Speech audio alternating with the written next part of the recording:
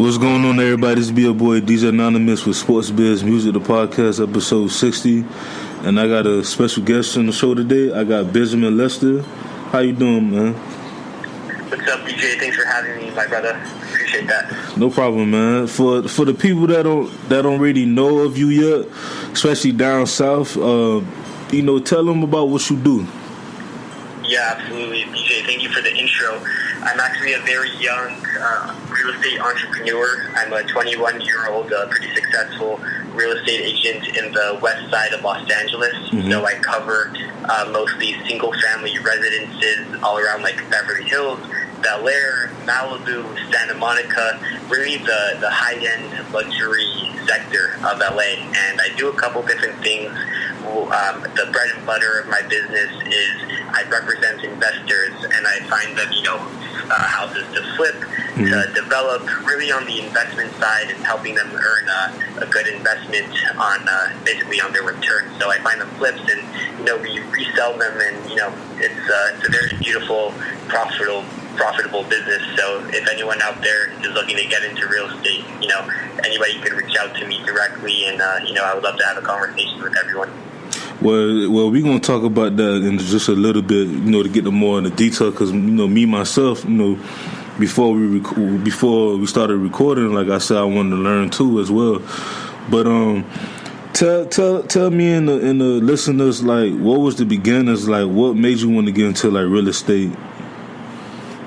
Yeah, DJ, that's a great question. So I actually went to Beverly Hills High School a few years ago, and I come from a middle-class family. My family didn't have too much money. I didn't know really anything about real estate or anything about building wealth in general, to be quite honest. And what happened was a lot of the kids, a lot of my classmates and associates in school, they were brought up by very wealthy families. And what I realized was the common denominator in all these families with 15, 16, 17-year-old kids driving like $100,000-$200,000 cars, right, is their family is all in real estate. So whether some of their parents are successful real estate agents, successful developers, investors, whatever the sector in real estate may be, the common denominator was real estate. So I knew back in high school, like, hey, listen, I need to get myself involved in real estate now. So what happened was I come from a very big basketball background. So, in high school I wanted to have a future in basketball, but I realized, like, look, I don't think I do have a future, so I wanted to start early with real estate. So what happened was, actually, when I was a senior in high school back in 2015 now, I believe, I quit basketball and I decided to get my first job. So I got my first job at a cafe. I was like 18, I believe, at the time. So I got a job, and I started to learn some finances. I ended up saving enough money to lease my own car, and then from there, I just gradually got my foot in the door in real estate. So, I was reaching out to basically like every broker I could find, and, I offered to work for them for free. I ended up getting some good internships, and, one opportunity led to another, and now I'm here working for myself, and, I run a pretty successful team. That's what's up. So, like, explain to the people, like, the challenges of, like, being a realtor. Yeah. So the biggest challenge of being a realtor is that there's a lot of competition. So, especially in LA, you're in the number one or number two biggest and most competitive market on the planet, arguably next to New York. So, I would say LA, well, maybe the Manhattan market. So I would say, LA is number one or number two. So, the biggest challenge, for getting started is, getting your first listing, really overcoming the no's, right? So you're going to get a lot of no's. Just like in any sales job, you're going to get a lot of no's. You need to have the mental strength to overcome that. See, for me, I knew, I was starting out really young. I knew a lot of people wouldn't take me very seriously. I knew I had a big disadvantage because of my youth. But I knew, I'm in this for the long haul. All I needed was one person to believe in me, and one person to give me a listing to let me sell their house. And, when I got over that, I still have challenges. Everyone has challenges, but the biggest thing is like really, getting over them and knowing like, hey, if I put my mind to this and if I, really focus on this, then eventually it will work out. Yeah, because, a lot of people got to realize that, any career, like you said before, like you had a great point. Any industry, like it's gonna be very hard at first, but then like it's gonna get easier and easier. Even though it gonna be like I remember I spoke to someone because I know a lot of relatives, especially from high school. Yeah. And I asked them, I was like, like is it really that hard? And they was like, yeah, but once you start finding that one person, and that person start doing word of mouth, because even though we live in the social media era, it's still word of mouth. It still exists. It don't matter if you could be like the well-known realtor off of social media, off the internet. People still have to like get that confirmation from word of mouth, like in person. So. Exactly. Another big thing, another very hard challenge, when you first get started is, it's probably going to take you your first 1 or 2 years in the business to make money, right? Mm-hmm. So, the hardest thing is kind of, supporting yourself in the meantime before you make your own sale. So some people, that's easy. I was actually working at a hotel, the SLS Hotel. I know they have it in Miami, but, I was working at the one in LA. And I was working there for a little under a year or so before I really got started in real estate. So, like, a big challenge is making ends meet before, you start producing yourself. Yeah, because, like, relatives pretty much, they are agent. Like, I'm pretty sure, like, in your career, you have to, like, build relationships, too. That's right? Exactly. It's a lot of relationship building. You see, for example, for me, I'll call someone or I'll meet someone, and then it might be like, 5 or 6 or 1 year later until I actually start selling their house. You know what I mean? So real estate is all about relationship building, connections, and, that's pretty much the gist of the business. So whoever, is the best people, whoever's very persistent with people, ends up winning. For example, like, if I were to sell your house and I really want to sell your house, let's say I call you or like I knock on your door or something, I'm going to keep calling you until you answer. So, it's all about being persistent and, really never giving up on what you have your eyes on. So what was like your first, like, I guess your first client? Like, how was that feeling? Yeah.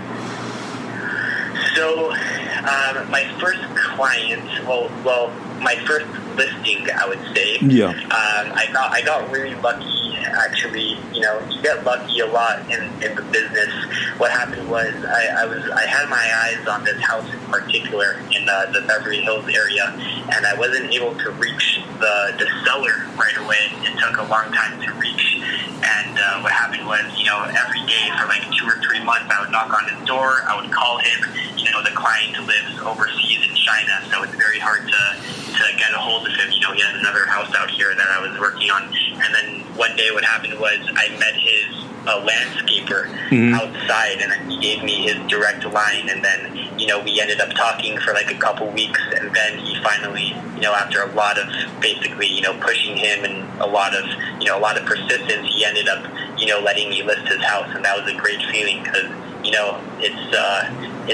it's tough getting listings in like that very prestigious part of LA.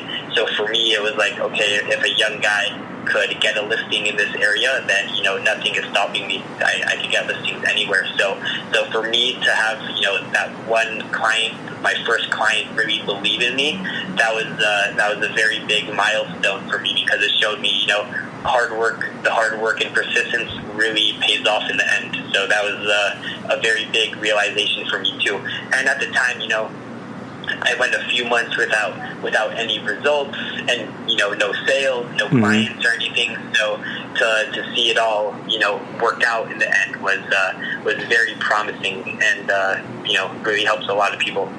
As a realtor, because I always want to ask a realtor this, like how what do y'all do during like the slow seasons? Like, do y'all still like try to, find clients, or do y'all rather just find like different listings? Like, how does it work during the slow seasons? Great question, DJ.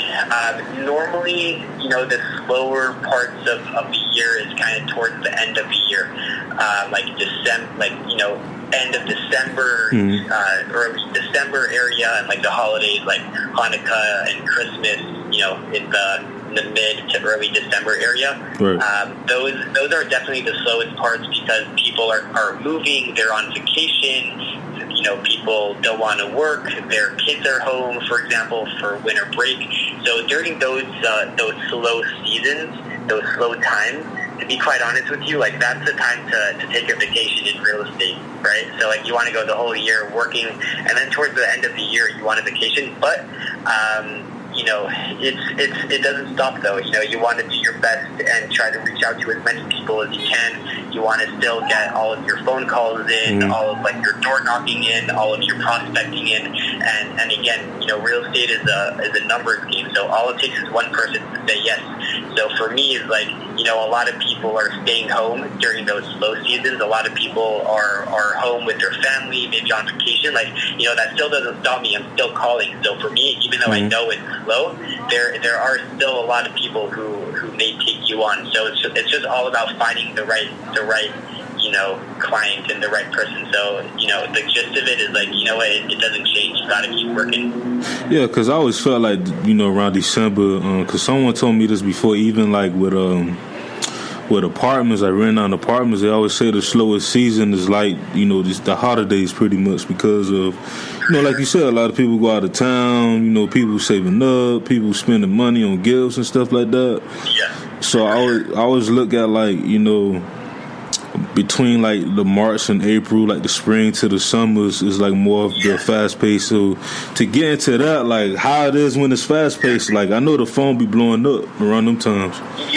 Yeah, the phones are blowing up. It's good, especially like when you have your own listings. Then you definitely have a lot of buyers calling you, which is very exciting. So you want to do your best to sell the houses that you currently have, and then get more listings too. Because during the hot times, like it's really hot, people are going to put offers on your home. People are trying to see. You're going to have showings, a few times a day. So it's all about preparing and make sure you're well prepared for the fast times. But it's the most exciting time, honestly. A lot of people right now, it's a hot market. A lot of people right now are trying to sell, get the top dollar for their house. A lot of people are also trying to buy too because even though it's hot, a lot of people are still willing to sell. So people could get houses maybe like a little bit below market value. So it's all in all, it's a very exciting time for buyers and sellers. Yeah, that's what's up. So let me, because I know a lot of people want to know this, especially myself, is that like, the most popular thing right now in real estate is buying and flipping homes and stuff like that. And I listen to so many people, but I never really got like a direct answer because I think that's why it's so hard for me to even start. It's some people that say that, they got that middleman, strategy where you get the contract and then you go to your realtor, then yada, yada, yada. You get the, I guess he buy that contract and you get like a percentage and stuff like that. You familiar with that, right? Exactly. How does that really work? So it's a very common business. In fact, I'm not gonna lie, I do it sometimes if the deal is right. What happens is that process is called wholesaling, flipping, right? Yes. So the real term for that, the real estate term, is actually called assigning. Okay. Now what assigning is basically, let's say your house, DJ, is worth like $2 million, right? Yeah. And let's say I were to come to you and say, hey, I want to put an offer on your house for like 1.5 or like 1.6, for example. And let's say the seller says yes. So now you are in a contract for a property that's far below market value, and now it's your job to sell that contract to another buyer for market value. And that's where the flip comes in. So now let's say the property is worth $2 million, and you're in it for 1.6, now you actually made $400,000 on the sale because you bought it a little